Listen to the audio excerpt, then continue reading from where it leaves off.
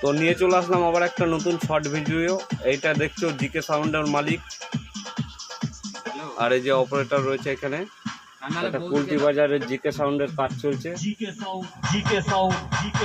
কুলটি বাজার পূর্ব বর্ধমান। একটা নাম্বার বলছি, লেখো তো ওখানে কাগজে। ঠিকানাটা শুনে নিলে। তো 29 তারিখ কম্পিটিশন আছে নাটাগড় হুগলি 9 জন তলায়, বাবা 9 জনের মেলা উপলক্ষে।